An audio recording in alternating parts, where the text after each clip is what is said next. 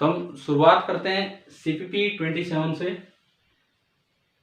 इसको दिए हुए भी काफी दिन हो गए, तो आपके डाउट्स आप बताएं नंबर 27 से।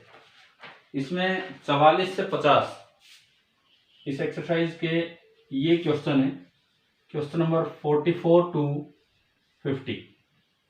शायद मैंने आज भी मैसेज आपको डाल दिया था कि आपके लिए कि भाई ये डिस्कस कर लेंगे हम। आंसर आपको दे भी रखे हैं, मैं फिर लिख देता हूं, सही तो सवाल है। 44 का है ACD, 45 का है AD, 46 का है CD, 47 BC, 48 ACD, 49 ABD and 50 A and B।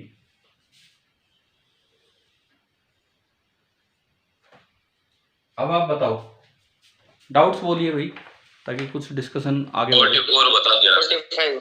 चलो 44 भी पूछा है।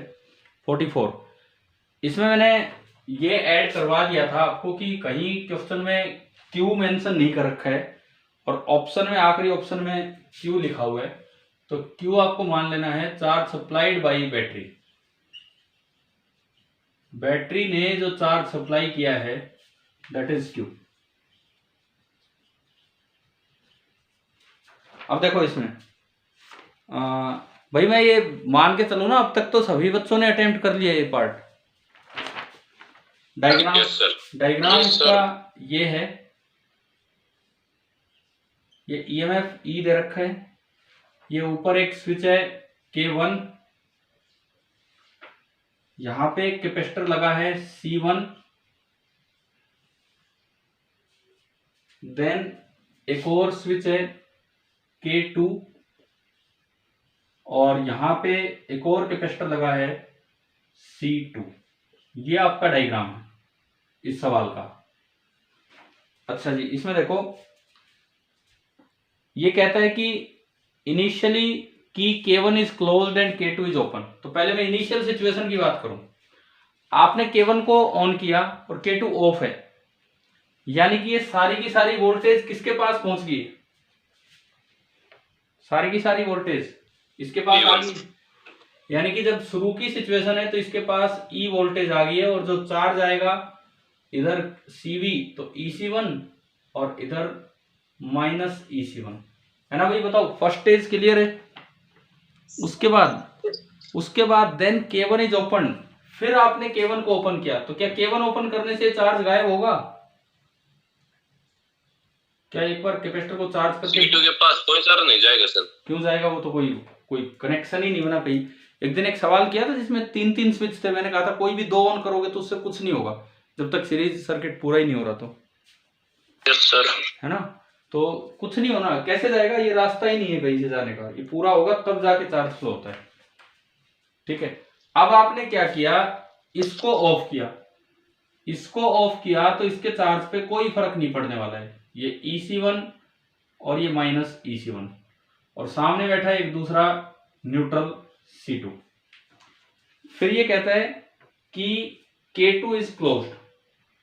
उसके बाद इसने कहा कि K2 को क्लोज कर दिया इसके बाद, तो मतलब एक चार्ज कैपेसिटर को एक अनचार्ज कैपेसिटर से कनेक्ट कर दिया।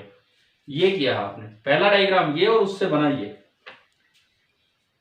और ये लिखता है Q1 डैश तो मान लो जो चार्ज C1 पे बचेगा, Q2 डैश मान लो जो चार्ज C2 पे बचेगा, और V1 और V2 ये उनकी वोल्टेज मान लो बाद में।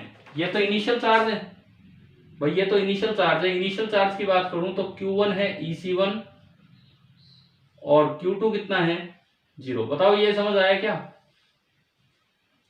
इनिशियल चार्ज इन पे ये है। Yes sir. ठीक है, और जो इनिशियल वोल्टेज है इस पे तो E है और उस पे 0 है। इनिशियल वोल्टेज इस पे E है, उस पे 0। बाद में कहता है इस पे तो चार्ज मान लो Q1 डैश और इस पे मान लो Q2 डैश, मतलब कुछ इस तरह का डिस्ट्रीब्यूशन आपको मानना है। और जो वोल्टेज है वो कहता है कि इस पे मान लो V1 बाद में, और इस पे मान लो V2। पहले वोल्टेज इस पे E थी और इस पे कोई प्लस माइनस नहीं, 0 था। ये था। अब देखो चारों ऑप्शंस पढ़ते हैं। पहला option, charge on C1 gets redistributed such that V1 equal to V2। तो चार्ज तो तभी तक तो फ्लो करेगा जब तक दोनों का पोटेंशियल सेम हो जाए, और इसी सेम पोटेंशियल को हम कहते थे कॉमन पोटेंशियल। याद आ गया? Yes sir. और इसकी वैल्यू भी हम जानते थे, C1 V1 C1 into V1 यानी कि C1 into E plus C2 into V2, plus minus कुछ लगाओ, यहाँ तो कोई चार्ज ही नहीं है मतलब इस पे, divided by C1 plus C2। तो आप देखो कि आपको V1 और V2 की वैल्यू मिल गई है क्या? क्या होनी है? आ गया समझ? V1 V2 की वैल्यू क्या होगी दोनों की? आ गया सर। ठीक है। B option, charge on C1 gets redistributed such that Q1 dash is equal to Q2 dash. ना, ऐसी कोई बात नहीं है कि दोनों पे चार्ज बराबर होगा। हाँ, रीडिस्ट्रीब्यूट होगा, इस तरह से रीडिस्ट्रीब्यूट होगा कि ऊपर ऊपर वाला हिस्सा देखो, ये रीडिस्ट्रीब्यूशन मैंने आपको सिखाया था। आप ऊपर ऊपर वाला पार्ट देखिए, ये कनेक्शन से पहले इस पे EC1 है और इस पे 0 है, और कनेक्शन के बाद इस पे Q1 डैश और इस पे Q2 डैश है। तो भाई चार्ज कंजर्वेशन आपकी इक्वेशन बनती है Q1 dash plus Q2 dash is equal to EC1, बस और कुछ नहीं, केवल और केवल ये इक्वेशन बनती है। तो इसमें कहीं ये नहीं आ रहा कि Q1 डैश Q2 डैश बराबर है, क्योंकि दोनों कैपेसिटर भी अलग है। तो दूसरा ऑप्शन गलत हो गया। तीसरा ऑप्शन, कैपेसिटेंस दोनों के सेम होते हैं सर, बी ऑप्शन हो जाता सही। देखो अगर कैपेसिटेंस दोनों का सेम होता तो यहां से देखो, क्या V1 V2 दोनों की वैल्यू E/2 आ रही है? Yes sir. यानी कि जो वोल्टेज पहले एक पे थी वो आधी आधी होगी अब, E/2 और E/2। कैपेसिटेंस भी सेम है, वोल्टेज वही आधी बटी, यानी कि इधर का चार्ज आधा उधर चला गया। ठीक है, ठीक है, जितना चार्ज था वो आधा उधर चला गया, आधा इधर रह गया। सी ऑप्शन पे आते हैं, charge on C1 gets redistributed such that C1 V1 plus C2 V2 is equal to C1 E। ये यही तो है ये चार्ज कंजर्वेशन। तो ये इक्वेशन बनाई। Q1 डैश को मैं लिख सकता हूं C1 V1, Q1 डैश को बताओ। Yes sir. Q2 डैश को आप लिख सकते हैं C2 V2, और बराबर ये है C1 E। तो ये तो आपकी सेम इक्वेशन है चार्ज कंजर्वेशन की, तो ये आपकी ये बनी। और डी ऑप्शन भी यही है, डी ऑप्शन भी यही है। इसको इसने क्यू बोल दिया और वो क्यू क्वेश्चन में मेंशन करना भूल गया, तो वो क्यू वो चार्ज है जो बैटरी ने कभी सप्लाई किया था, जो EC1 था। तो बताओ, इस एक इक्वेशन से 2-3 ऑप्शन आ गए आपके ये वाले। Yes sir. ठीक है, देखो मल्टी करेक्ट में थोड़ा सा ध्यान से चलना होगा आपको, बिकॉज मल्टी करेक्ट आपके आते हैं उसमें एडवांस में, तो थोड़ा एक एक ऑप्शन अच्छे से देख के चलो। सर एडवांस में ये पार्शियल मार्किंग होती है, पूरा ही नंबर कटता है, एक भी ऑप्शन गलत हो गया होती है पार्शियल मार्किंग, बिल्कुल होती है, लेकिन हमें नंबर पूरे लेने हैं। बात ये है, चाहे पार्शियल मार्किंग हो ना हो, हमें पूरे नंबर चाहिए हो, है ना? समझ गए हो ना? हाँ। तो एक एक ऑप्शन अच्छे से पढ़ते चलो और ये करते चलो। चलिए आगे बताओ, अगला डाउट। 45। एक सेकंड मैं ये डाल देता हूं आपके लिए यार। 45 पे हम चलते हैं फिर।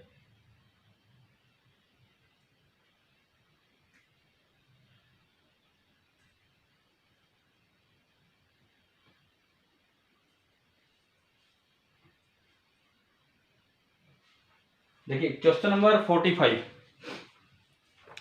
A circuit shown in the figure consists of a battery of EMF 10 volt and two capacitors C1 and C2 of 1 microfarad and 2 microfarad respectively. एक सेकेंड,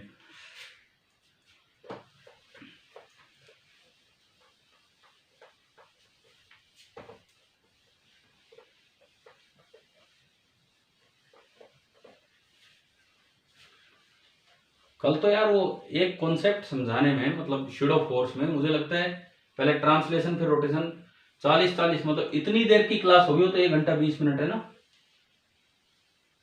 1 घंटा 20 मिनट होंगे। मैं यही कहूंगा, जिसने अटेंड नहीं की प्लीज वो वीडियो लेक्चर देखना, बिकॉज वो लगभग चीजें वो ऐसी हैं जो नहीं पता होती हैं बच्चों को, कैसे ये देखते हैं शूडो फोर्सेज इसमें। आज जो पढ़ाओगे सर?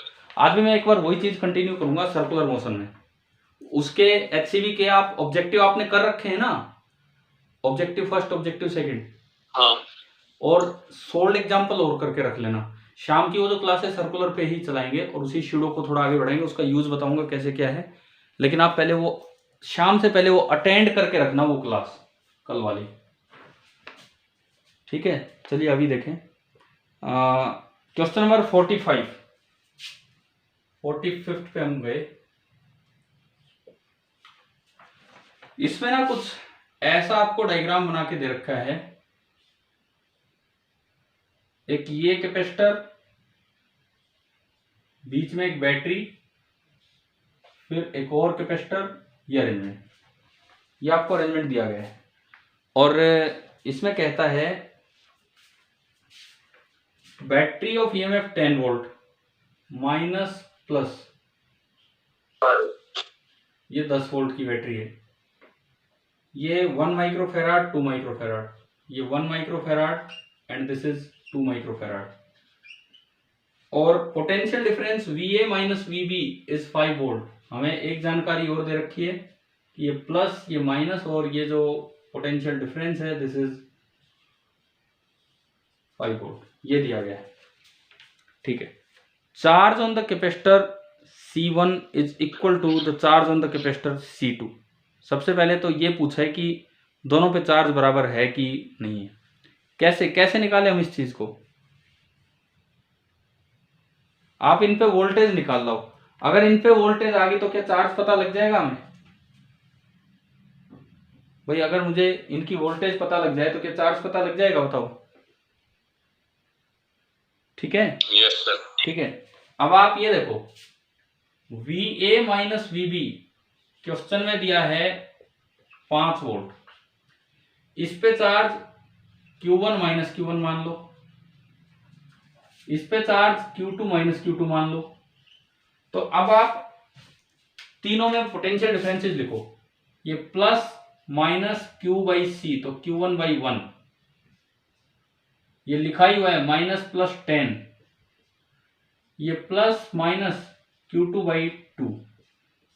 अब हमने चलना सीखा है, अगर लूप बंद ना हो, जैसे ये पार्ट है VA माइनस VB का मतलब है कि यहां से चलना स्टार्ट करो, ये इनिशियल है, और यहां आके रुको, ये फाइनल है। सीखा है ना हमने ये काम पहले।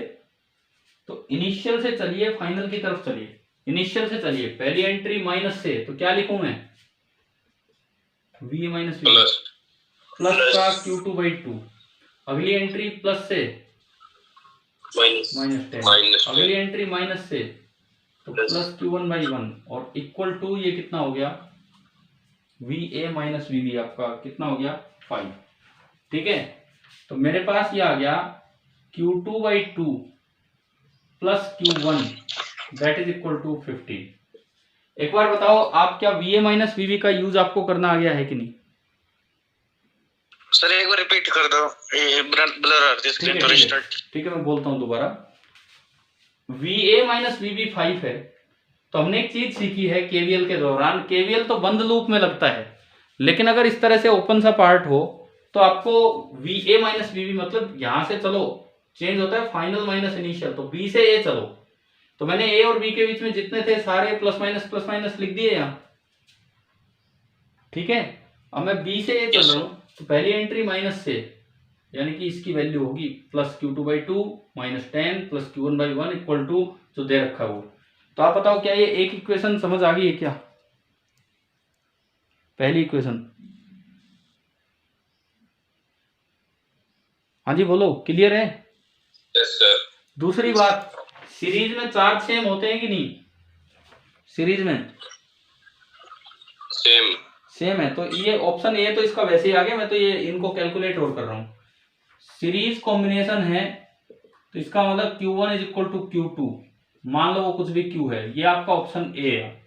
आपने इसमें पुट किया तो Q by 2 plus Q, 3Q by 2 is equal to 15, तो आपकी Q की वैल्यू आ गई 10, Q 10 आया, यानी कि इसके पास जो वोल्टेज है वो तो 10 वोल्ट है, इसके पास वोल्टेज 10 वोल्ट है, और 10/2 इसके पास वोल्टेज कितनी है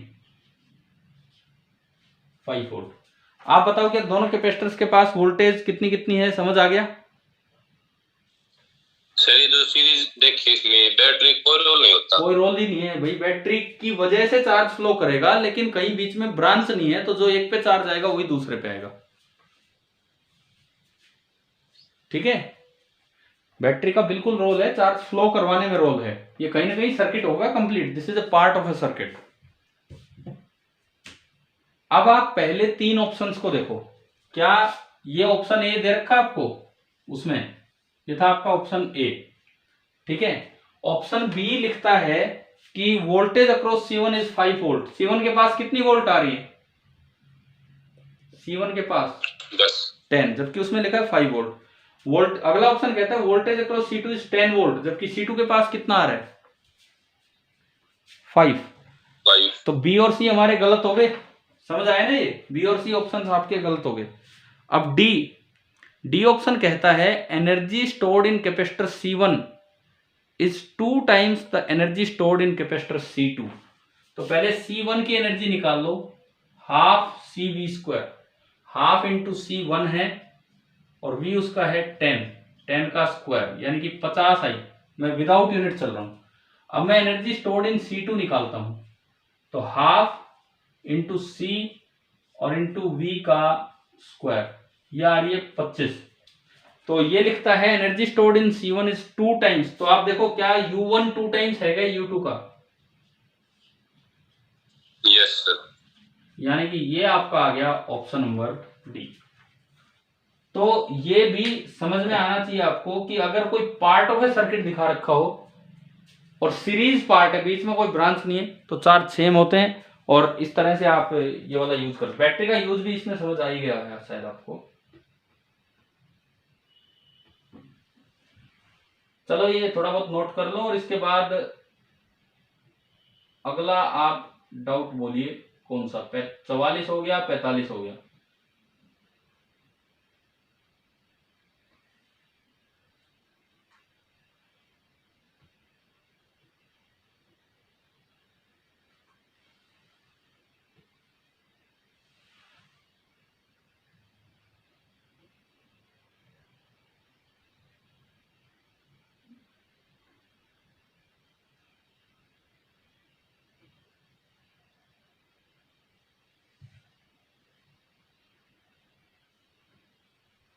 ये पेपर वेपर जो मतलब इस तरह के सीपीपी होते हैं, अपना यार काम पूरा करके रखा करो, तभी जाके मजे हैं कुछ थोड़े बहुत।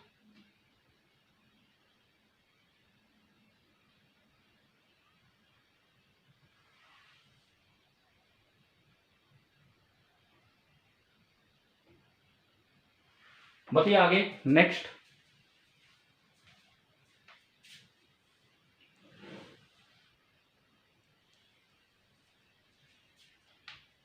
क्वेश्चन नंबर ये डाइलेक्ट्रिक वाले स्टार्ट हो रहे हैं 46, 47, 48, 49, 50। 46 सर वो सी पार्ट बता दो।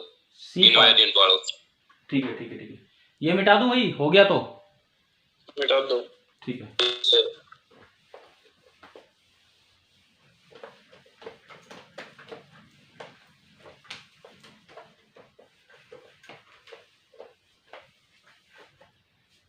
देखिए जो आपका क्वेश्चन नंबर 46 है, parallel plate capacitor has a parallel slab of copper inserted between the, ठीक है कॉपर डाल दी, मेटल डाल दिया, विदाउट टचिंग द प्लेट्स। अगर प्लेट्स को टच कर देते दोनों प्लेट्स को, तो कैपेसिटेंस कितना हो जाता? कॉपर से दोनों प्लेट्स को टच कर देते तो इनडिटरमिनेट, वो याद रखना ये बात, इनडिटरमिनेट हो जाता, वो हम नहीं बता पाते, 0/0 वैल्यू आती। तो इसको बीच में विदाउट टचिंग टच किया। The capacity of the capacitor after the introduction of copper sheet is, आप पूछ रहे हैं invariant for all the positions, ये तो हमने बिल्कुल शुरू में बताया था। आपने इफेक्टिव सेपरेशन निकालना सीखा था, जो जो वैक्यूम का सेपरेशन है वो ऐड कर दो, कोई मीडियम आता है वो हटा के उसका T/K कर दो, और अगर मेटल आता है तो उसका 0 कर दो। पहले तो ये बताओ क्या वो ध्यान है क्या? Yes sir. ठीक है, अब ये पूछना चाह रहे हैं कि इनवेरिएंट फॉर पोजीशन। मैं डायग्राम बना के आपको दिखाता हूं कि क्या है। क्वेश्चन नंबर 45 का मैं स्पेशली सी पार्ट ही बता रहा हूं। सपोज ये कोई पार्ट है और ये थिकनेस है डी, और मैंने इसके 4 हिस्से कर दिए, 1 2 3 और 4, D/4 के 4 पार्ट कर दिए। एक बार मैंने कॉपर प्लेट यहां रखी, this is the copper plate. एक बार मैंने फिर दोबारा डायग्राम बनाया,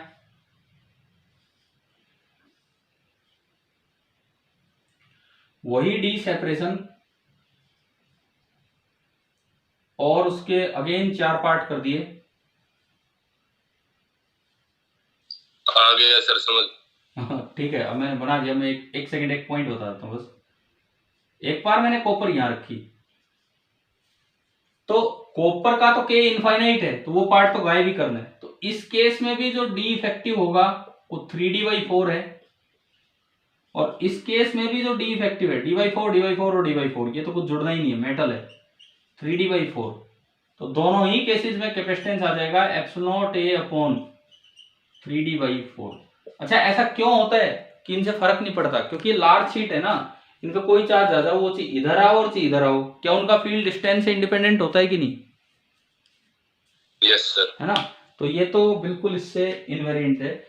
46 कौन सा पूछा था ये? 46। और कोई ऑप्शन में डाउट हो तो बताओ। 46 में नहीं हो गया आपका, ठीक है। आगे ये कौन सा था? ये हमने डिस्कस किया अभी, 46। आगे बोलिए अगला डाउट। सर अगर ये बताना 46 का ए और डी। ए और डी, ए कहता है minimum when the copper slab touches one of the plates. क्या फर्क पड़ेगा उससे? एक को टच करोगे कोई फर्क नहीं पड़ता तब भी। क्या? बी। मैं सारे ही बता रहा हूं। देखो, क्या कॉपर स्लैब कहीं भी रखोगे क्या कैपेसिटेंस अलग अलग आएगा हर बार? पहली बात ये, केवल एक केस में अलग होगा कि आपने इनको टच ही करवा दिया, लेकिन वो टच नहीं करवाना है, वो तो अलग ही हो जाएगा इंडिपेंडेंट। उसके अलावा कि आप एक को टच करा लो, कोई फर्क नहीं पड़ेगा। ना मिनिमम होगा ना मैक्सिमम होगा, हर बार इतना ही होगा इस एग्जांपल के हिसाब से। तो ए, बी और सी ऑप्शन तो ये आ गए। And greater than before introducing the slab, greater than before इसलिए कि बिफोर इंट्रोड्यूसिंग ये था ε0A/d, and after introducing the copper slab d की बजाय कुछ d-t आएगा, 3D/4 आएगा, और ये छोटा है तो इसका मतलब c is greater than c0। अभी बताओ भाई, क्या आपको अंकित चारों पार्ट क्लियर हो गए हैं? Yes sir. ठीक है, तो इसमें c और d ये थे आपके 46। सर ये जो कॉपर स्लैब है, इसको शुरू में तो कोई एक्स लेंथ वो करें इंसर्ट, और फिर धीरे धीरे पूरी करें तो कोई फर्क होगा? शुरू में एक्स लेंथ इंसर्ट करें मतलब कुछ अंदर है कुछ बाहर है ये? Yes sir. हाँ, बिल्कुल फर्क पड़ेगा यार, बिल्कुल फर्क पड़ेगा। क्या हमने वो सेमी इंसर्टेड स्लैब वाले दिखाए हैं? जैसे जैसे वो अंदर जाता है उसमें कैपेसिटेंस चेंज होता है कि नहीं? C as a function of x लिखना सीखा है। मैंने कभी फोर्स निकलवाए थे सेमी इंसर्टेड डाइलेक्ट्रिक स्लैब पे? Yes sir. तो क्या उसमें capacitance as a function of x नहीं लिखते थे क्या हम? एक सी डाइलेक्ट्रिक है ना, उस तरह से लिखे जाते हैं। चलो आगे बताओ भाई, अगला डाउट 46 के बाद 48 का डी। देखिए क्वेश्चन नंबर 48, ए पैरेलल प्लेट कैपेसिटर। आपको एक उसी तरह से कैपेसिटर दिया गया है। एक सेकंड, मैं अभी करता हूं स्टार्ट इसको भी।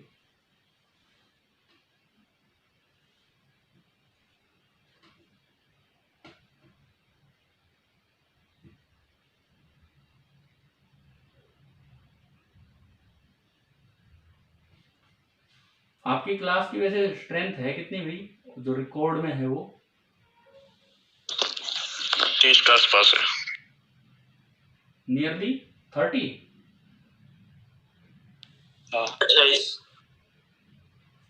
नहीं, एट प्रेजेंट पार्टिसिपेंट्स है 30, 2-3 हटा लो, मान लो बच्चे शायद 27 है, तब मैं पूछ रहा था कि कितने हैं, कुछ बड़े हैं पहले से। 35 के लगभग बच्चे। मैथ्स में पार्टिसिपेंट कितने होते हैं? मैथ्स की जब क्लास होती है कटार सर वाली में, पार्टिसिपेंट्स 33 पे जितने और मतलब ऑलमोस्ट 2-3 का फर्क है, ऑलमोस्ट, है ना। ठीक है, चलो सवाल नंबर हम आते हैं 40 कौन सा, 48 के डी आपने पूछा है।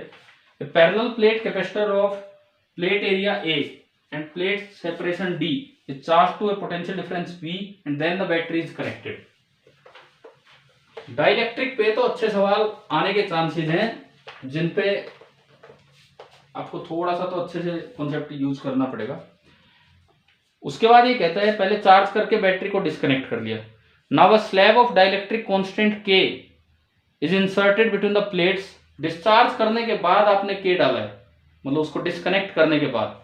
Q, E and W denote the magnitude of charge, electric field after the slab is inserted and work done on the system. Then in the process of inserting the slab, आपको बता, मैं केवल D करवा दूं ना आपको, D part. देखो आपने बैटरी डिस्कनेक्ट कर रखी है, तो बैटरी डिस्कनेक्ट कर रखी है तो बैटरी का तो कोई रोल है ही नहीं वर्क करने में। वर्क केवल आपने ही किया होगा बाहर से, जो भी आपने उसमें इंसर्ट किया उसके कारण। अब देखो कैसे, बिफोर इंसर्टिंग उस पर कितनी एनर्जी थी, यू इनिशियल कितनी थी, उस पर चार्ज स्टोर कितना था भाई। जब आपने इंसर्ट नहीं किया था, V वोल्ट की बैटरी से आप चार्ज करके ले आए, तो जो उस पर Q था वो था C इंटू V। C होता है एप्सिलॉन A बाई D और into V minus epsilon A by D और इंटू V। क्या ये डायग्राम यहां समझ आ रहा है मैं क्या बोल रहा हूं? बिफोर स्लैब डालने से पहले इस पे इतना चार्ज था ये, तो आप इसकी एनर्जी इनिशियल बताओ कितनी थी, Q²/2C। यही होता है हमारा फॉर्मूला, ठीक है। तो हमने Q²/2C किया, तो Q² एप्सिलॉन² A² V²/D², ये तो Q² हो गया अपॉन 2, और C होता है एप्सिलॉन A बाई D। एक D से एक D गया, एक एप्सिलॉन A से एक एप्सिलॉन A गया, तो U इनिशियल कितना आ गया? अगर मैं यहां से देखूं तो U इनिशियल आ रहा है एप्सिलॉन A V² अपॉन, शायद बस यही बच रहा है 2D।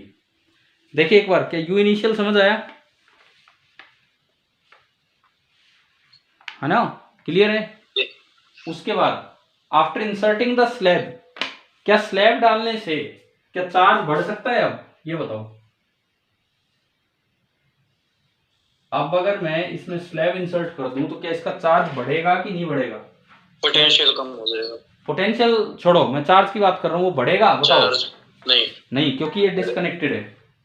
तो ये अगर बैटरी से कनेक्टेड होती है तो बढ़ जाता। हाँ, जब आपने इसमें ये K मीडियम इंसर्ट किया तो चार्ज पे तो कोई फर्क ही नहीं पड़ेगा, अभी भी चार्ज उतना ही रहेगा epsilon A V by D।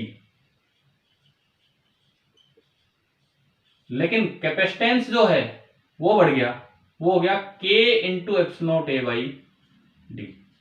तो अब जो U फाइनल आप लिखोगे, U फाइनल अगेन Q²/2C आपने लगाया, तो Q तो वही है एप्सिलॉन² A² V² upon D² by 2C, 2 तो ये रहा और C, तो K into epsilon A by D। एक D से D गया, एक उसी तरह वो कटे, तो जो आपका U फाइनल निकल के आया, एक तो K एक्स्ट्रा आ गया नीचे 1/K times epsilon A V² by 2D। एक बार आप ये बताओ कि आपको U इनिशियल और U फाइनल समझ आ गए हैं क्या? ठीक है। अब ये जो एनर्जी में चेंज हुआ है, ये आपके वर्क के कारण हुआ है, क्योंकि क्या हुआ, कुछ पूछना है क्या विनीता?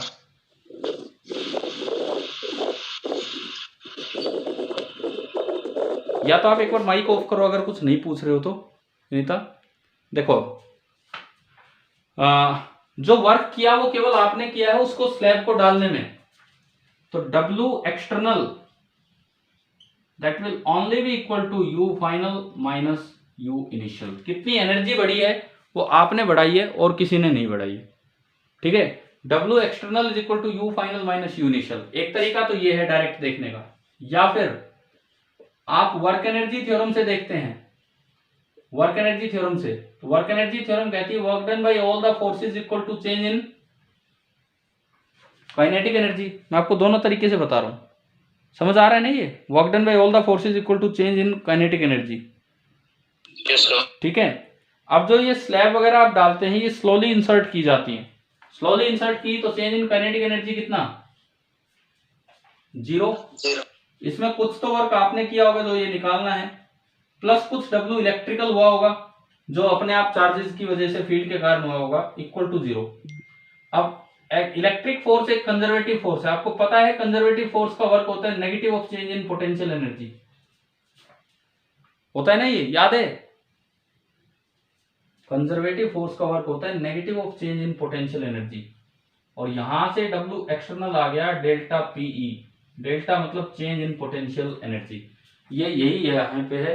आप अगर ये दोनों वैल्यूज पुट करें, यू फाइनल और यू इनिशियल, ये वैल्यूज पुट करें तो epsilon not A V square by 2D तो कॉमन आया, 1/k-1, यही आपका D ऑप्शन है। उन्होंने बाहर माइनस निकाल के और अंदर कर रखा है 1-1/k। अभी बताओ भी क्या D ऑप्शन आ गया? समझ कैसे करना था? Yes sir. ठीक है, तो ये आपका हो गया क्वेश्चन नंबर 48। मैं एक सेकेंड इसको भी भेज देता हूं। हाँ, आप तब तक बोलिए और आगे।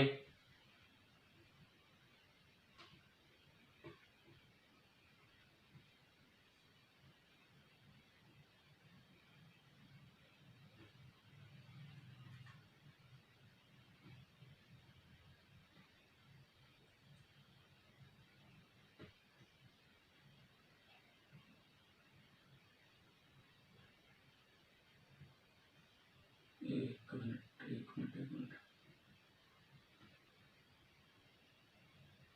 50 का सी क्यों नहीं है? एक सेकेंड, मैं एक बार आपकी थोड़ी अटेंडेंस देख रहा था।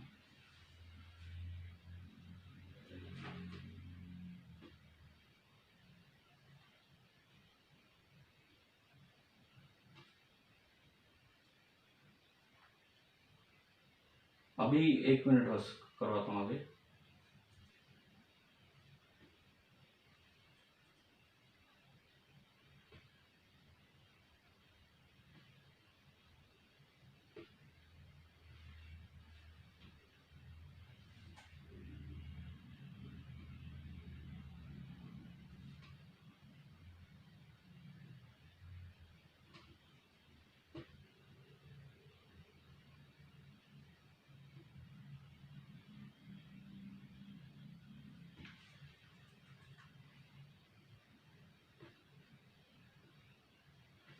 क्वेश्चन नंबर कौन सा, क्या बोल रहे हो? अब बोलो।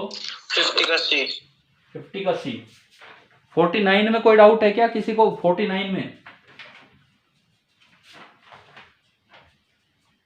बिठा दो ना, ये हो गया होगा।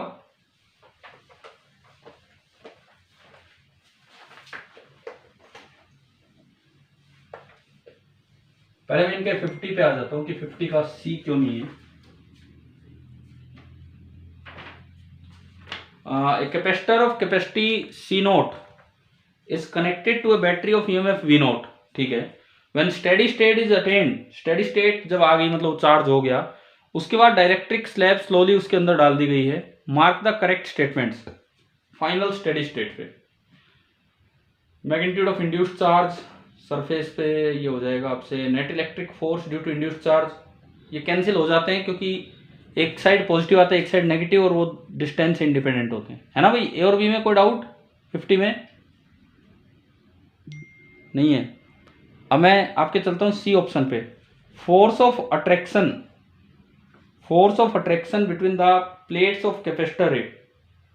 तो कैपेसिटर पे फोर्स का जो फॉर्मूला होता है, क्वेश्चन नंबर 50 के मैं सी ऑप्शन पे आ रहा हूँ। क्या हम ये तो जानते हैं ना कि फोर्स का फॉर्मूला होता है Q²/2A ε0। Yes sir. ठीक है, तो अगर मैं ये वैल्यूज ही पुट करूं इसमें केवल Q का स्क्वायर, Q वोल्टेज है V नोट, तो K C नोट तो उसका कैपेसिटेंस होगा क्योंकि उसमें डाइलेक्ट्रिक इंसर्ट किया है और कनेक्टेड है, वोल्टेज V नोट है, इसका square divided by 2A epsilon note. क्या ये स्टेप समझ आया क्या जो मैंने लिखा है अभी?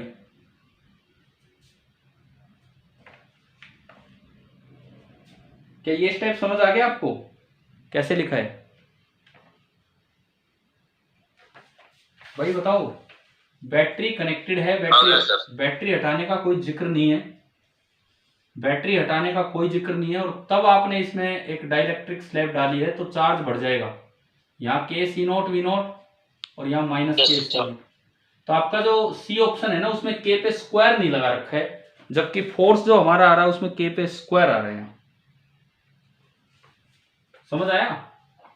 Yes sir. ये हमारा ऑप्शन ये बन रहा है, और उस सी में बस वो के लिखा हुआ है, के स्क्वायर नहीं लगा हुआ है, इसलिए सी गलत है। और इसके किसी भी पार्ट में कोई दिक्कत हो 49 या 50 के किसी पार्ट में बता दो सर। 49 के जो ए और बी है ना, अपॉन में 2 आ रहा था, जहाँ पे आना चाहिए वहां नहीं आ रहा था, जहाँ नहीं आना चाहिए वहां आ रहा था। पूछना चाहिए पहले, मैं इसको हटा रहा हूँ। 50 में भाई किसी भी और पार्ट में किसी बच्चे को कोई डाउट हो तो अभी पूछ सकते हैं, 50 में नहीं है कोई प्रॉब्लम। चलो ठीक है ठीक है ठीक है। 49 देख लेते हैं क्योंकि इनके दो दो ऑप्शंस में प्रॉब्लम आ रही है, तो 49 पे आप ध्यान दीजिए एक बार, इस डिस्कशन का तो आखिरी क्वेश्चन हो जाएगा ये। एक सेकंड,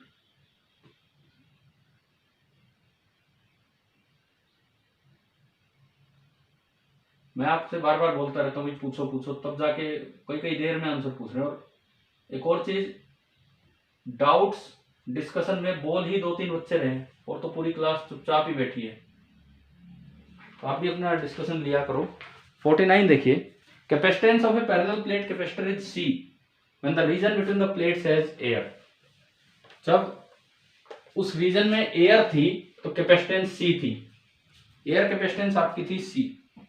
अच्छा जी, उसके बाद ये कहता है this region is now filled with a dielectric slab of constant K। ठीक है, capacitor is connected to a cell of EMF E and the slab is taken out।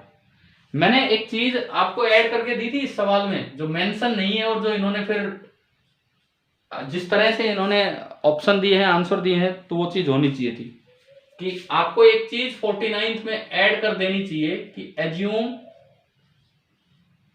No heat loss और radiation loss.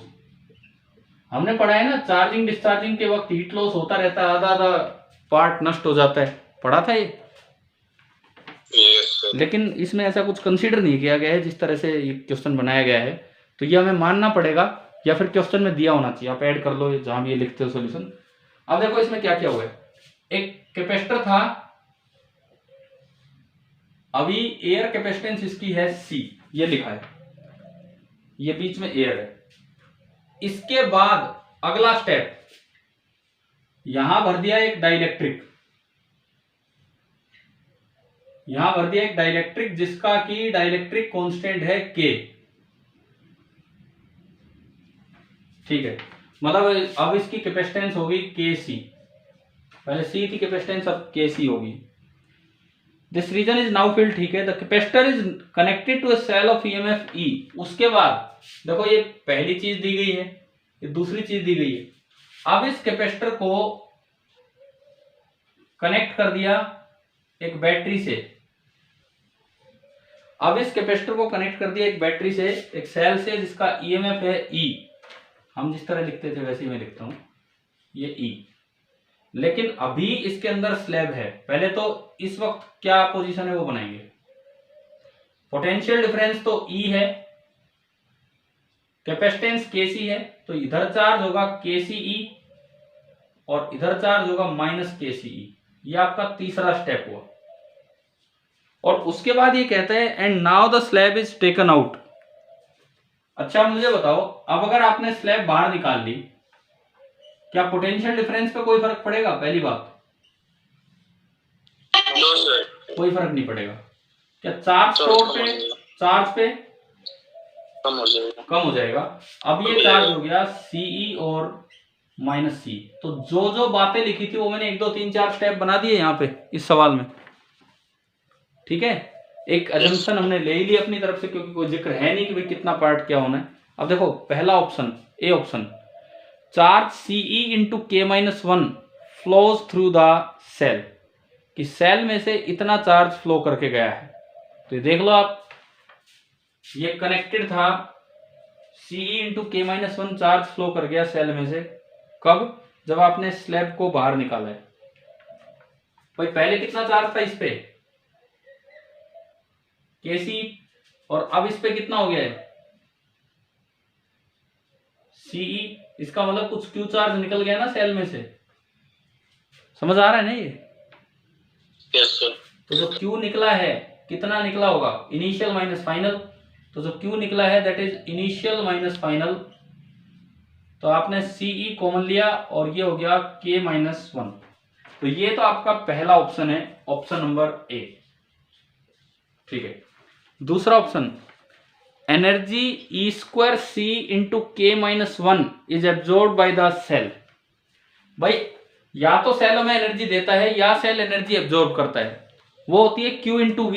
और हमने पढ़ा था अगर negative से positive जाए तो सेल एनर्जी देता है, और पॉजिटिव से नेगेटिव जाए तो सेल एनर्जी को उल्टा एब्जॉर्ब कर रहा होगा। ये तो हमने ड्यूरिंग चार्जिंग देखा था वहां पे। तो work done by cell, work done by battery, फिलहाल जो चार्ज फ्लो कर रहा है वो इसके हाई पोटेंशियल से लो पोटेंशियल जा रहा है, तो नेगेटिव होगा, तो minus Q into V, V आपका E है, तो ये होगा minus of Q Ce into K-1, और जो V है वो E है। तो जो work done by the cell है वो आ रहा है Ce² इंटू K-1। तो आप बताओ ये पार्ट माइनस वर्क का क्या मतलब है? इतनी एनर्जी सेल ने प्रोवाइड की है कि इतनी एनर्जी सेल ने एब्जॉर्ब की है?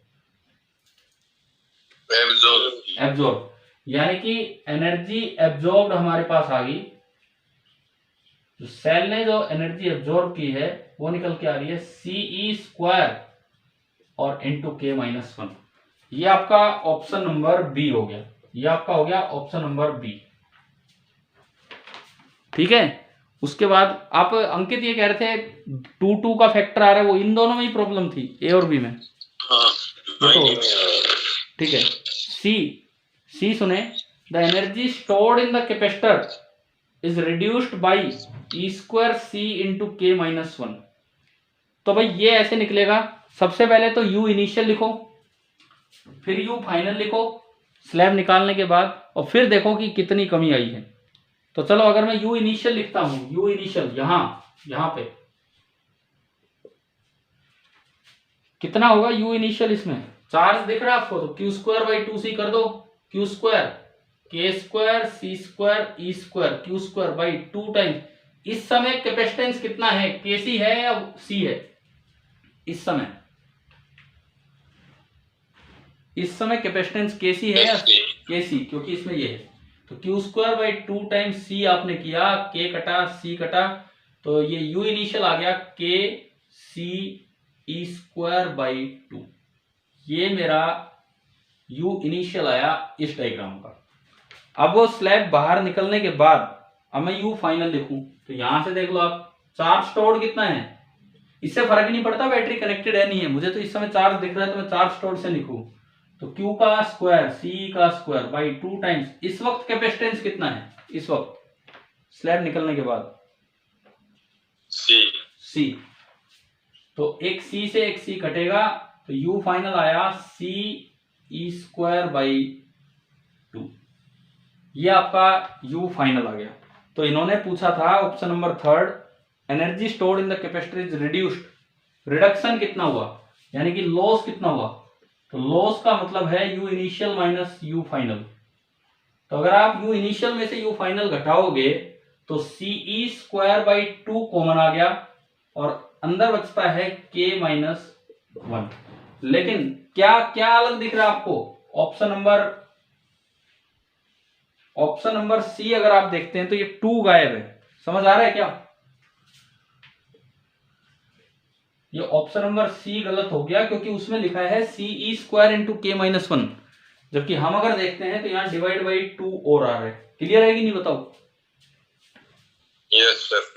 अब D option, D last option, the external agent has to do half E square C into K- work amount of work to take the slab out. ये कैसे बताओगे आपकी वर्क डन कितना है? ये कैसे बताओगे बताओ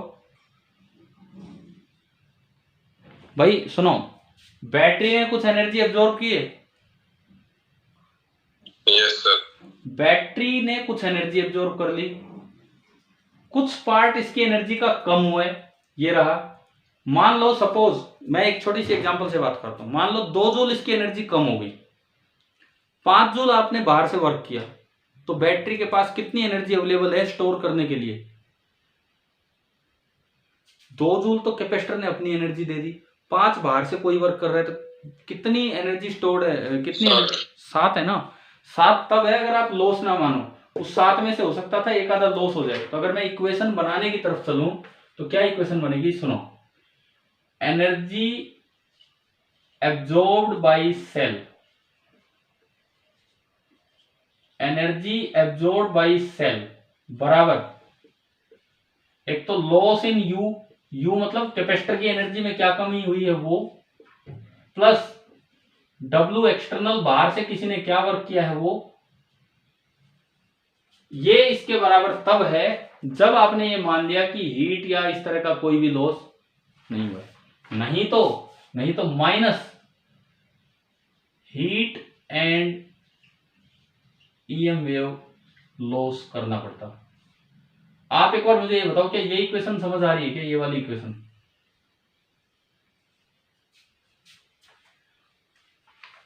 भाई, सेल ने कुछ एनर्जी एब्जॉर्ब कर ली, तो सेल को मिली कहां?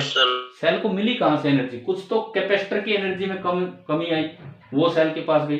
कुछ बाहर से किसी ने वर्क किया, तो वो काम तो आना चाहिए था कैपेसिटर की एनर्जी बढ़ाने के, लेकिन कैपेसिटर की तो पहले ही कम हो रही, तो वो भी सेल ने एब्जॉर्ब कर ली। और कुछ पार्ट अगर लॉस हो गया हीट में, तो वो सेल तक नहीं पहुंचती, तो वो हमें घटाना पड़ता। ये इसकी जानकारी नहीं है सवाल में, तो हम हीट लॉस 0 माने। तो अब देखो, energy absorb by the cell निकाली थी आपने फर्स्ट पार्ट में, energy absorb by the cell कितनी निकल के आई थी? CE square into K-1। समझ आ रहा है ना ये? तो अगर मैं इस इक्वेशन को आगे बढ़ाऊं, तो energy absorb by the cell CE square into, मैं एक बार उधर जगह बनाऊं थोड़ी सी, ये तो आंसर ही है।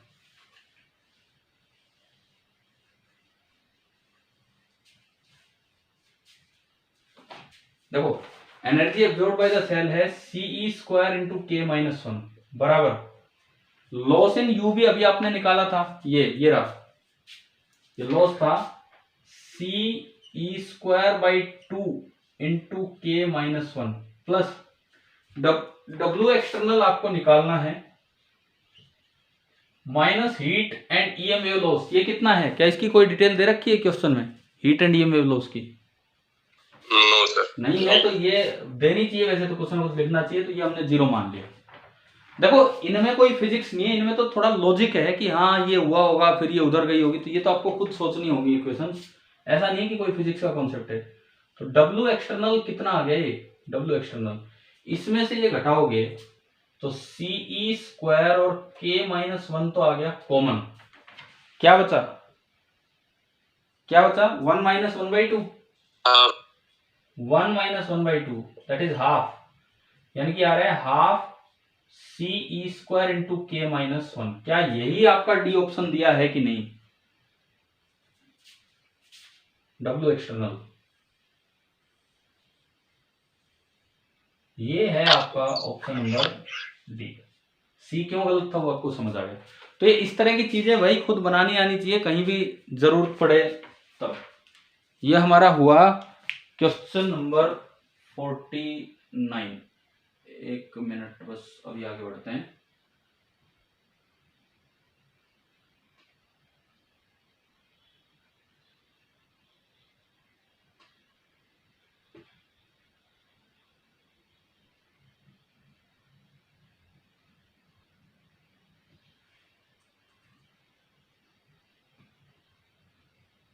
आप ये लिख लो अगर कुछ इसमें लिखना है तो।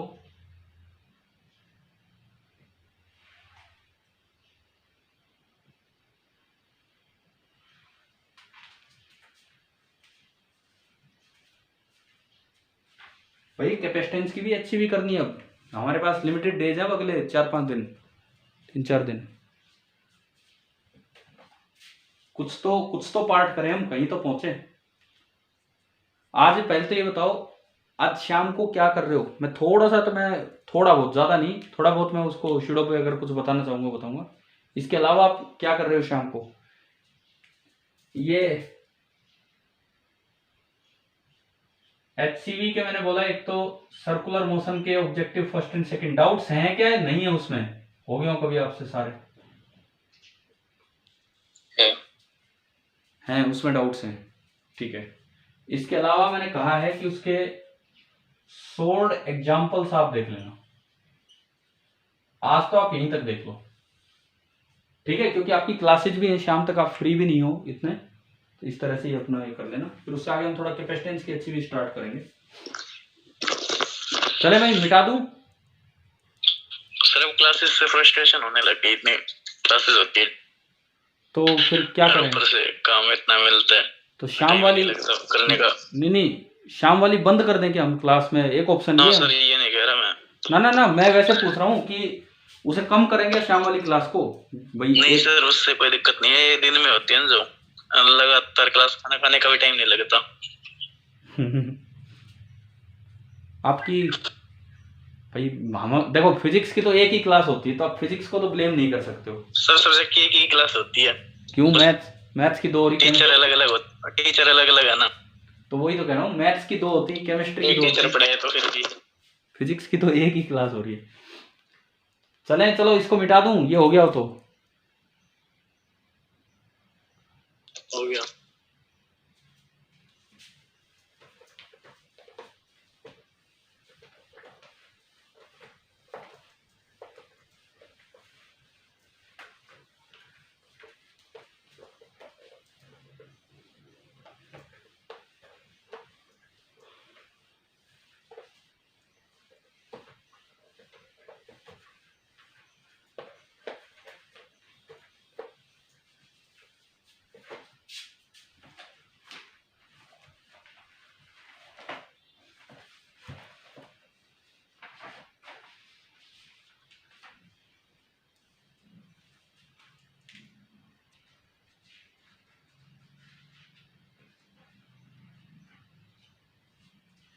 अब देखो, अगला जो काम हम अभी स्टार्ट कर रहे हैं, that is unbalanced Wheatstone bridge having diagonal symmetry.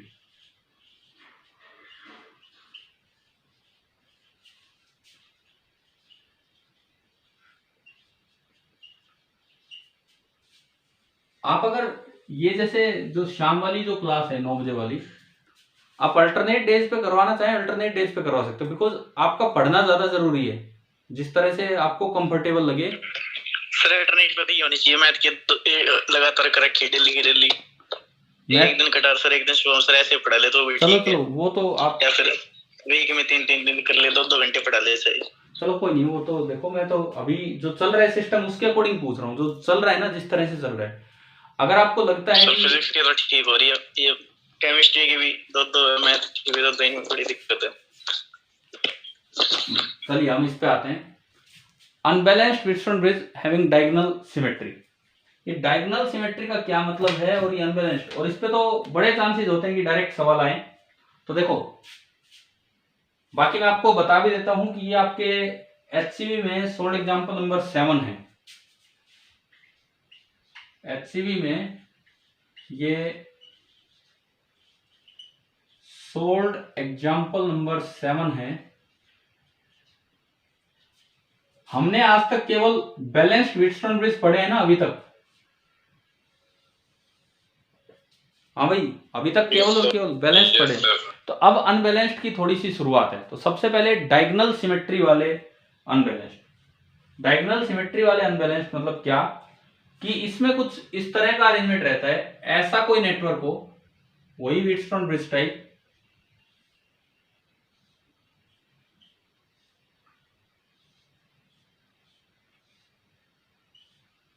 एक बड़ा मतलब एग्जाम पॉइंट ऑफ व्यू के हिसाब से एक बड़ा अच्छा सा ये सवाल माना जाता है, आने के चांसेस होते हैं ये। लेकिन अनबैलेंस्ड भी है, किस तरीके से, यहां C1 यहां भी C1, यहां C2 यहां भी C2, और ये कोई बीच में C3। कई बार तो बच्चे जल्दबाजी में देख जाते हैं, बोले ये तो बैलेंस्ड है। क्या ये बैलेंस्ड है क्या, बताओ? No sir. ये प्रोडक्ट C1 C2 नहीं है, ये प्रोडक्ट C1 स्क्वायर है और ये C2 स्क्वायर है, and C1 square is not equal to C2 square. देखो ये कई बार कंफ्यूज करता है, बच्चे को दिखते ही लगता है यार ये तो बैलेंस है, फटाफट हटाया और आगे बढ़ा। तो इसमें ध्यान रखना है आपको, ये होता है एक स्पेशल टाइप ऑफ ब्रिज हमारा, unbalanced Wheatstone bridge with diagonal symmetry. अब बात आती है कि इसमें कैपेसिटेंस कैसे लिखे, और आपको मैं एक और चीज बताऊं, जो यहां सी इक्विवेलेंट बनेगा ना, बिल्कुल as it is formula resistance में भी वैलिड रहेगा, बिल्कुल एज इट इज। वैसे तो सीरीज और पैरेलल के उल्टे होते हैं फॉर्मूले, है ना, तो एज इट इज आने के चांस कम होते हैं। लेकिन इस केस में कैसे लिखना होगा C equivalent between A and B, C equivalent between A and B कैसे लिखना होगा, देखिए सबसे पहले ऊपर वाले दो उनका product C1 C2 plus C1 C3 plus C2 C3 बन गए पेयर, पेयर बन गए दो के। नीचे C1 plus C2 plus C3। क्या यहां तक समझ आ रहा है क्या? मैं फॉर्मूला याद करवा रहा हूं पहले आपको, ऐसे किसी केस के लिए। हाँ भाई बोलो एक बार, ये कैसे लिखा है, क्या ये समझ आ गया? यस। अब आपको क्या करना है, ये जो ऊपर वाले दो हैं न्यूमरेटर में, तो इनके प्रोडक्ट को 2 से मल्टीप्लाई कर दो। इसके अलावा बचा C3, डिनोमिनेटर में उसको 2 से मल्टीप्लाई कर दो। ये वो फॉर्मूला है जो बहुत बार आपको बड़े काम से बचा देता है, ऐसे क्वेश्चन आने के चांस होते हैं। तो हम इस तरह से अपना काम आगे बढ़ाएंगे। पहली बात तो ये फॉर्मूला, और खास बात इसमें मैंने बताई कि सेम फॉर्मूला जो हम आगे पढ़ेंगे इस नेटवर्क में is valid for resistance also. यानी कि अगर यहां R1 R1 होता, R2 R2 होता और R3 होता, तो क्या ये फॉर्मूला बन जाएगा आपका R इक्विवेलेंट का? R1 2 times R1 R2 plus R1 R3 plus R2 R3 upon R1 plus R2 plus 2 times R3। ये आपका एक बड़ा अच्छा सा काम कब आता है, जब ऐसा नेटवर्क आए, नीचे बैटरी लगी हो, कोई भी बैटरी लगी हो, सपोज ऐसे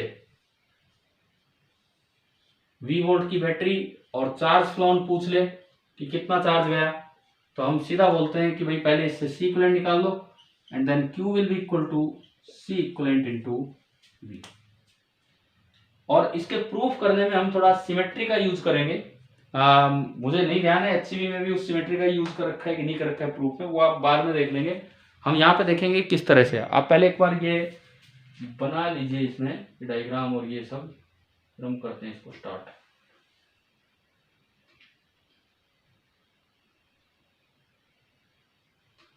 और यार फ्रस्ट्रेट मत हो अभी बिल्कुल भी, अभी तो क्या पता है कब स्कूल खुलेंगे कब नहीं।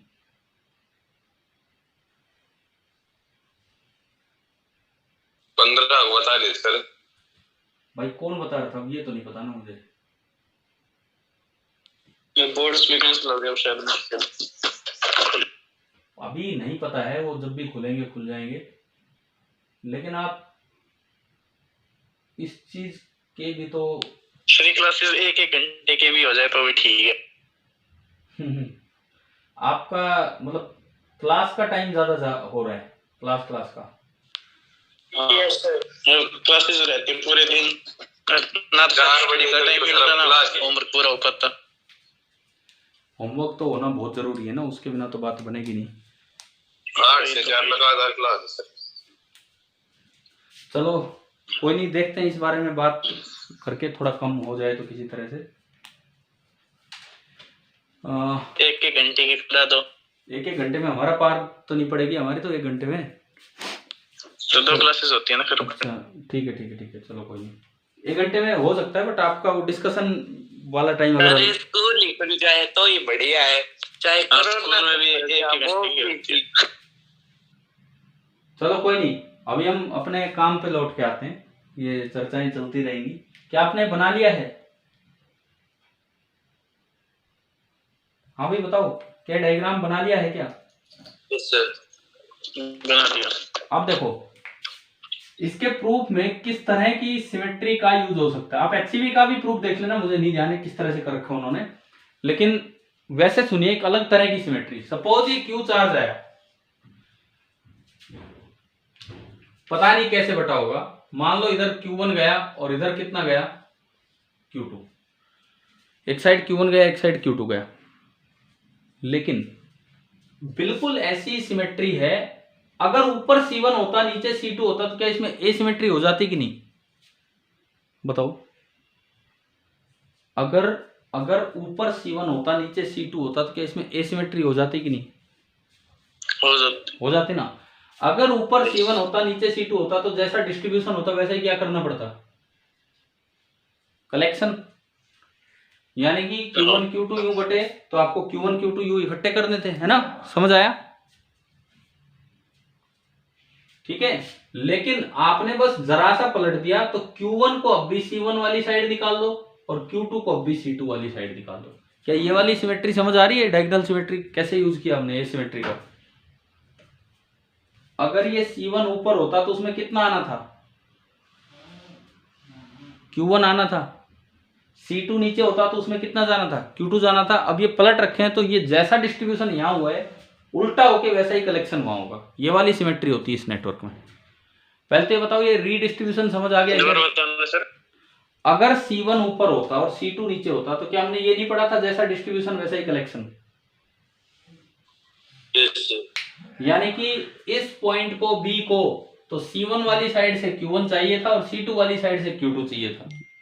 इस B को तो C1 वाली साइड से Q1 चाहिए था और C2 वाली साइड से Q2 चाहिए था। उल्टे लगा दिए तो वो अब भी C1 से Q1 लेगा और C2 से Q2। तो चार्जेस में भी वही डायगोनल सिमेट्री होगी जो कैपेसिटेंसेस में है। क्या ये वाली सिमेट्री समझ आई क्या इस सर्किट में? चार्ज का डिस्ट्रीब्यूशन कैसे हुआ है, क्या ये समझ आ रहा है क्या? ये लास्ट में पलट गया, ठीक है, लेकिन बीच वाले में जीरो नहीं है। बीच वाले में या तो ऊपर से नीचे आया होगा या नीचे से ऊपर गया होगा। क्यों? अगर आप यहां देखते हो, यहां तक चार्ज कितना आया? Q1, आगे कितना निकला है? Q2। तो क्या बिल्कुल सेम है क्या दोनों चार्ज? नहीं है ना। तो क्या बीच वाली ब्रांच में करंट है कि नहीं, चार्ज है कि नहीं? चार्ज बिल्कुल है। अब वो नीचे से ऊपर गया होगा या ऊपर से नीचे, वो भी मैं आपको देखना बता देता हूं। आप इस ब्रांच का प्रोडक्ट देखिए और इस ब्रांच का प्रोडक्ट देखिए। अनबैलेंस्ड व्हीटस्टोन ब्रिज में कैसे चार्ज की डायरेक्शन बीच वाली वायर में देखेंगे वो बता रहा हूं। या तो ये प्रोडक्ट बड़ा होगा या ये प्रोडक्ट बड़ा होगा अगर अनबैलेंस्ड है तो, ठीक है। Yes sir. मान लो मैं कोई भी एक केस लूं, लेट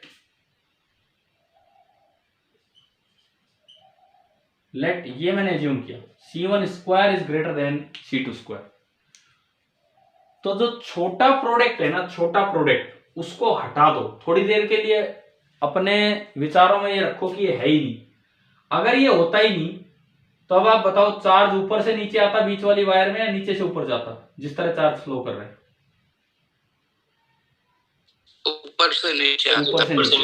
ऊपर से नीचे। अब थोड़ा सा याद रखने की कोशिश करना इन चीजों को। अगर अनबैलेंस्ड व्हीटस्टोन ब्रिज है कैपेसिटर का, तो दोनों पार्ट्स देखो, वो कोई एक बड़ा प्रोडक्ट आएगा एक छोटा। जो छोटे वाला प्रोडक्ट है उसको थोड़ी देर के लिए हटा के देखा करो, उसको हटा के चार्ज फ्लो कैसे करता है वो बीच वाली वायर की बात है। और जब आप रेजिस्टेंस वाले में जाएंगे, रेजिस्टेंस वाले में अगले चैप्टर में, तो वहां हम आपको कहेंगे कि किसको हटा दो। वहां किसको हटाने की कहेंगे हम? बड़े वाले को। क्यों? क्योंकि रेजिस्टेंस होता है अपोजिशन टू करंट और कैपेसिटेंस होता है कैपेसिटी टू स्टोर चार्ज। जिस साइड का प्रोडक्ट ज्यादा होगा वो अपनी तरफ चार्ज लेके जाएगा, तो उसके अकॉर्डिंग। ये जस्ट एक याद करने की बात है और कुछ नहीं है। याद करने की बात है जिससे थोड़ा आसान हो। तो अगर आप ये मानते हो तो बीच वाले में चार्ज ऐसे आएगा,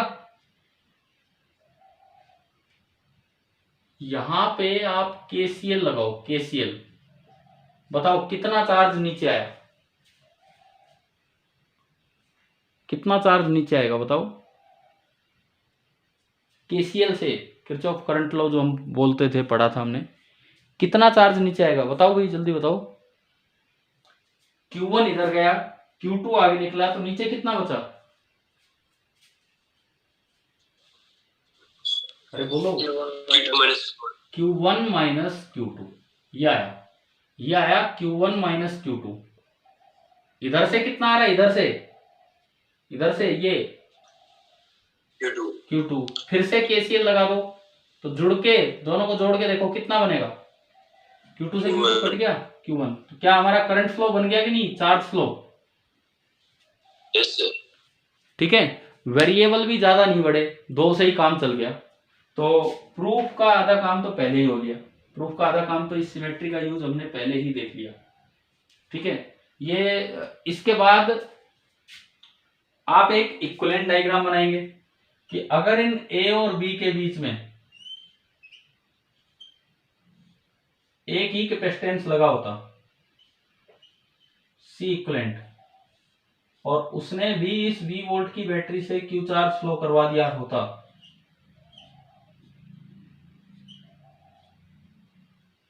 तो इसमें आप KVL लगाते प्लस माइनस V, यहां पे लगाते प्लस माइनस, इस पे Q चार्ज आ गया, इस पे माइनस Q किया हुआ है ना बैटरी लगा के, और फिर कंपैरिजन। इसमें लगाओ आप KVL, क्या इक्वेशन बनेगी? पहली एंट्री माइनस से तो प्लस का V, अगली एंट्री प्लस से तो माइनस का Q by C equivalent is equal to 0। और अगर आप यहां से C इक्विवेलेंट देखें, उधर गया, ऊपर आया, नीचे आया, तो ये आ गया Q बाई V। एक बार बताओ क्या ये इक्वेशन समझ आ गई है?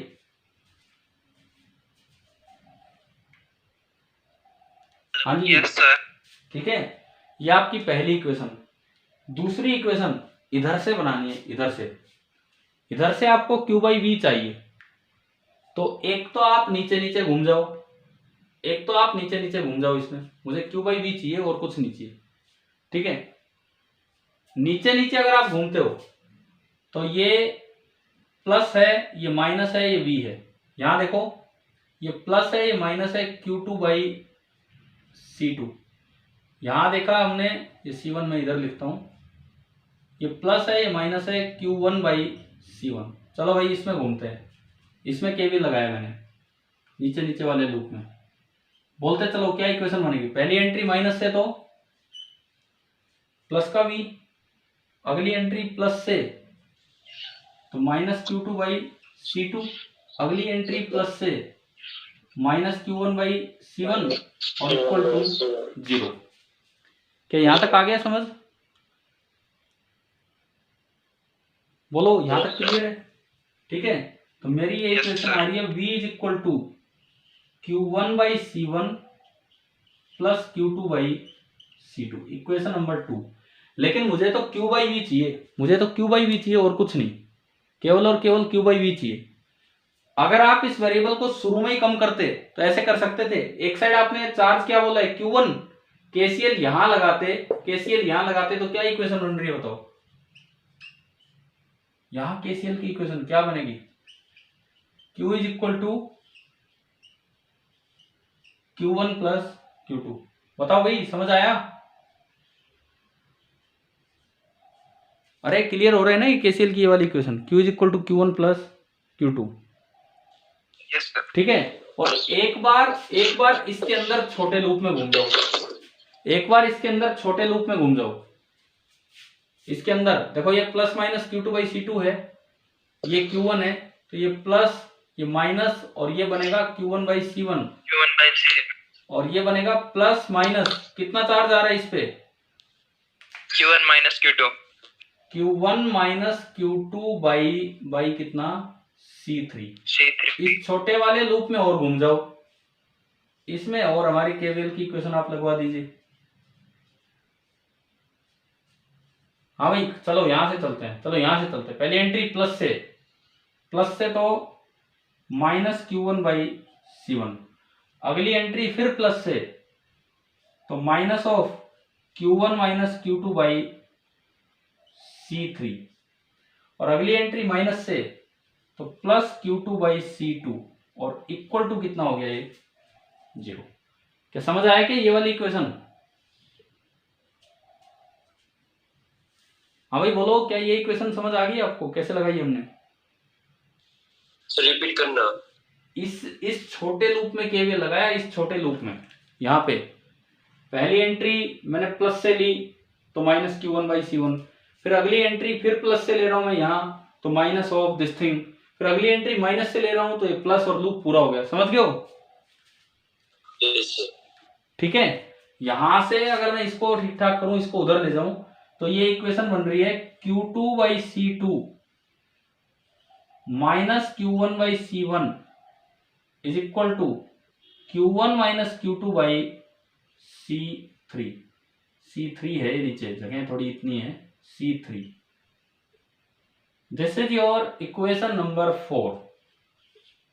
This is your equation number 4। अब आपको करना क्या है, ये आपको खुद करना है। ये फॉर्मूला तो याद रखना है, वो तो बहुत ज्यादा इंपॉर्टेंट। लेकिन अब आपको करना क्या है, from equation 2, 3 and 4 find Q by V। 2, 3 और 4 से Q1 Q2 हटा के आप ले आएंगे Q बाई V। कैसे लाएंगे? 3 और 4 इससे देखो, 2 एंड 4, 2 एंड 4 को देखो, 2 एंड 4 में दो वेरिएबल आपको दिख रहे हैं, Q1 और Q2। हाँ भाई, इधर भी Q1 Q2 है और उसमें भी Q1 Q2 है। समझ आ रहा है क्या 2 एंड 4 में? Yes sir. तो मैं आपको तरीका बता रहा हूं, जो आपको करना है, solve equation 2 and 4 for Q1 and Q2। जैसे जैसे आप सोल्व करते हैं इक्वेशन, वैसे करना है, और दोनों की वैल्यू उठा के किस में पुट कर देनी है, and put in equation number 3। तो उससे ना Q1 बचेगा ना Q2 बचेगा, ओनली Q बचेगा। और फिर वहां से आपका निकलेगा Q बाई V, और उस Q बाई V को इस Q बाई V से कंपेयर करोगे तो ये जो Q बाई V आएगा वो ये आएगा। कर लोगे ये वाला काम? हाँ भाई बताओ, ये थोड़ा एल्जेब्रिक काम कर लोगे आप इसके बाद? Yes sir. Yes sir. ठीक है। आप एक बार कुछ तो नोट कीजिए, यहां तक तो लिखिए ये जो पार्ट है।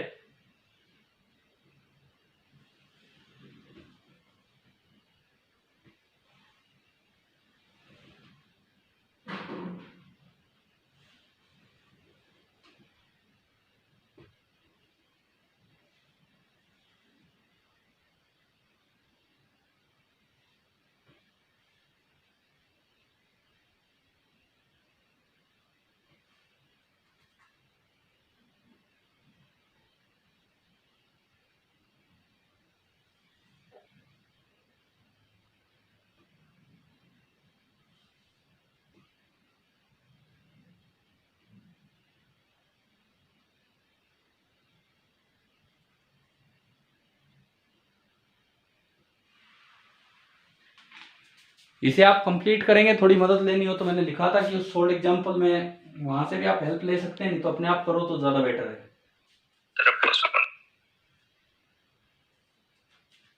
क्या कह रहे हो? चलिए ठीक है, अब हम ऑफ करते हैं, टाइम भी हो गया आपका। ठीक है, और जिस भी दिन शाम को क्लास ना लेने का मूड हो आप बता दिया करो, अगर जैसे काम ज्यादा हो तो आप बता दिया करो इस तरीके से। ठीक है भाई, थैंक यू।